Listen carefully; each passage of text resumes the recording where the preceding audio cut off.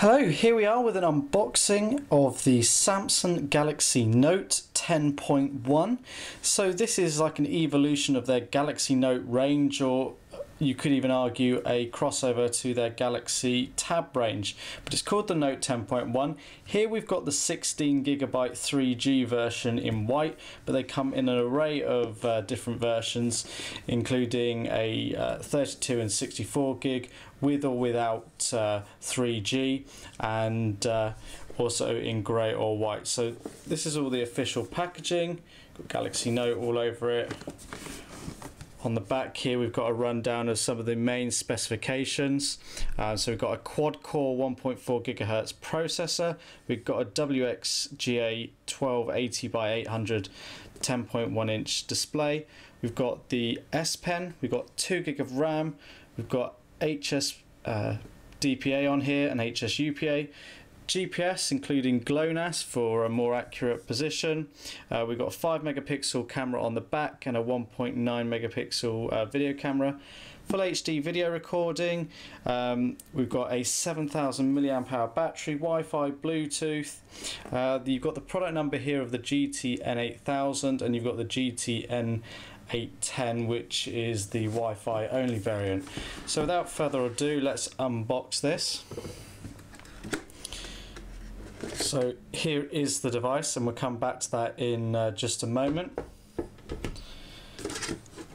So included in the packaging we get a quick start guide.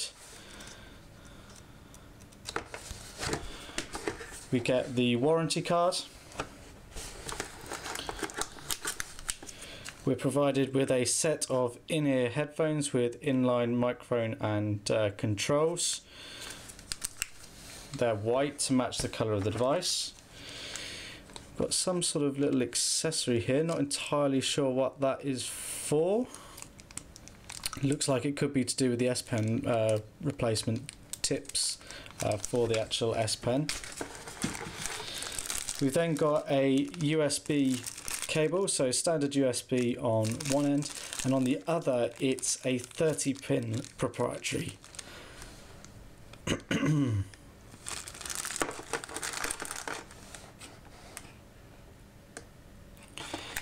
Here we've got a USB cable. It's got a USB connection on one end, and on the other a proprietary 30-pin connection. So this is the same that's seen on previous Galaxy Tabs, and not a micro USB connection has been seen on other Galaxy Note and Galaxy devices. So it's a shame that it's the proprietary connection, but there you have it. Then we've got a set of replacement earbuds for the headphones, so different size ones to suit different users. We've then got a UK 3-pin mains adapter head, which connects onto the main body of the mains adapter like so, and on the other end there's a USB port into which we connect the USB cable for charging the device. And that is all that you get in the box with the Galaxy Note 10.1. Right, so if we actually take a look around the device, so as we mentioned, this is the white one, but it does come in grey as well. And on the front here we've got the 1.9 megapixel front-facing camera. We've got the 10.1-inch touchscreen display. We've got the Samsung logo. Got bezeling all around the edge, and we've got a speaker either side here for sounds. Then on the bottom we're sort of completely flush here until we get to the 30-pin connector that's central to the bottom of the device. We've then got a microphone, got a bit of packing plastic on here still. We can just come around to this corner and we can see that we've got the S Pen that slides in and out like so. Let's just take a very quick look at the S Pen. So you've got the nib there, Samsung logo, fairly lightweight, and that slides into the bottom of the device like so. On the side it's completely flush, there's nothing to speak of there. Coming round to the top, we then have the SIM card slot, because this is the 3G model, so this is where we put in a standard size SIM card. So that pops in there. Got a 3.5mm headphone jack for connecting audio cables in your headphones. We've then got an IR port here. It's got a bit of plastic on it just at the moment. And that's for communication with other devices such as telly and Samsung smart TVs. We've then got the micro SD card slot. So you may have 16, 32 or 64 gig of onboard memory, but you've got a micro SD card slot which will easily take up to a 32 gig card and possibly even a 64 gig card. We've then got the volume control keys just here, and then the power button for switching it on. Turn it around on the back. Here is the 5 megapixel camera with autofocus, an LED flash that records in full 1080p HD resolution. Got some regulatory information on here, and then we've got you know, the white back cover. So that's the externals of the device. Let's just power it on. Now we have set this up already just for speed and convenience. So there's a quad-core processor in here, so it should be rapid in terms of its actual performance. There should be next to no lag on here. Now in terms of applications, we've installed just a few for testing purposes, but you've got all the standard sort of Google applications from Gmail to navigation to the Play Store. Samsung having of course enhanced it by adding on extras such as their Samsung apps, the S Suggest, S Planner. You've got the All Share Play to actually share content with other devices. Of course, the big thing about this device is S Note. Now we're not going to go into a detailed tour of this because there's plenty of videos, including those promotional ones from Samsung, that show it, but you can see that we've got this here, and we can go and create a new note using S Note. We can pull out the stylus or the S Pen, and as we do, it brings out a little menu on the side for the apps that are configured to work with it. So we can be here and we can write on screen.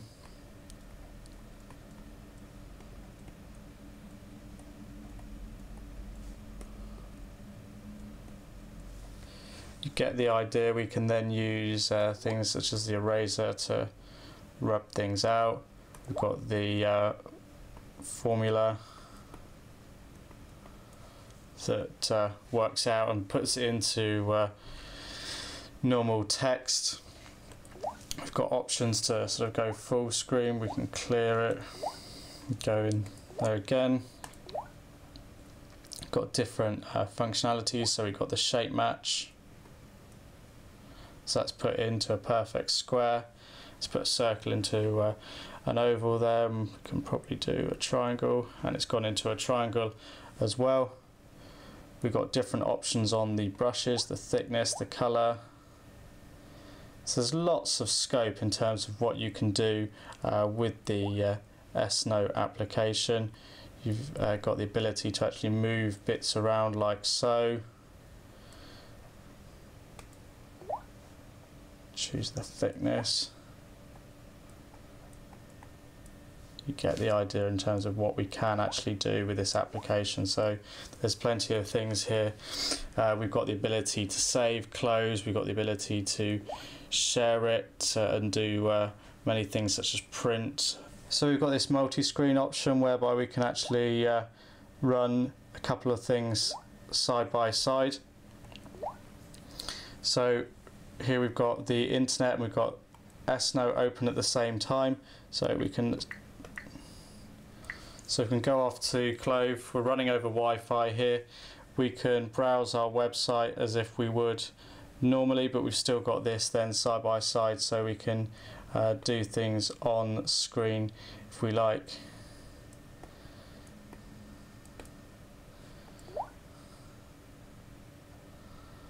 I can use that, and then I can go back to the product pages on the Clove website. use the stylus to navigate, and there's lots of more features that you can do using the S Pen, including, you know, screenshots and what have you. So let's come back to the home screens and just show you a little bit more. So we can go into the system here, and then you can see we've got more apps such as YouTube. If we just go into the settings, we can go down and you can see about the device. So it's the GTN 8000 running Android version 4.0.4. Let's go and have a look at some of the language options. So we've got it set as English language, but these are just some of the languages that are available to you.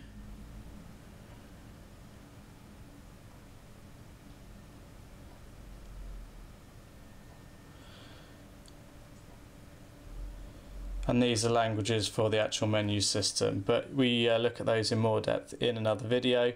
Let's have a look at storage. So there's 11.66 gig available, so this is the 16 gig model. If we had a micro SD card in there, we could expand the memory even further. Point to note is, because it's a Galaxy Note device, through the proprietary connection here, you do need an accessory, but you can connect this up to a television or an HD display using an accessory. You also have adapters that are available to essentially connect more equipment, be it USB storage drives. So you just pop that in there. You've then got the connector on the other end to allow mass storage connections. So you can expand your memory further and the capability of this device even further as well if you want. So I think lastly, obviously you can see the screen's orientated there from the way we tilt the device. It's one of the positives. You can put it portrait, landscape, whichever way you want. Let's just go and show you the camera.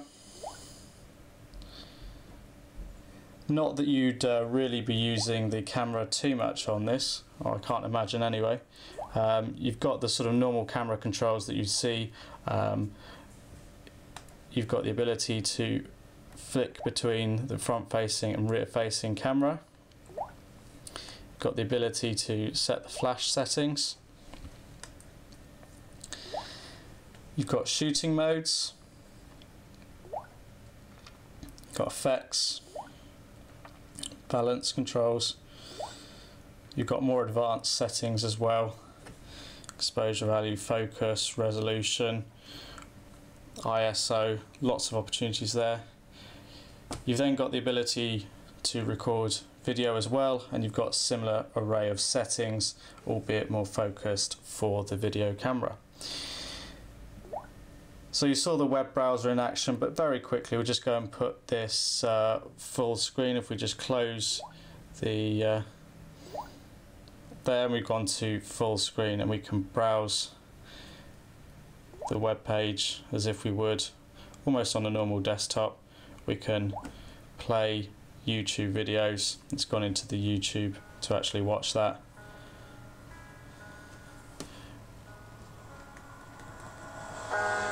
And control the volume, and that's quite loud there. We can go full screen.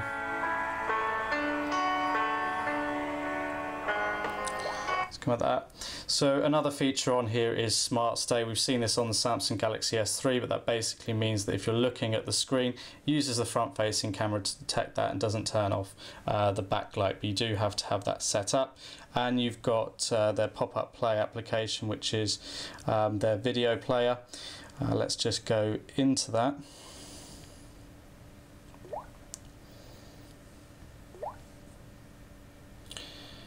So you can essentially be playing a video, and you can pop it out into a smaller player, play it to one side or move it to one side whilst you're doing something else. So I can still be scrolling through my home screens, but keeping the video here playing the whole time. It's not out of shot. I can move it around, can resize it as I like, and then I can go and do something else, keeping it there the whole time. So that is a quick unboxing and demonstration of the Samsung Galaxy Note 10.1.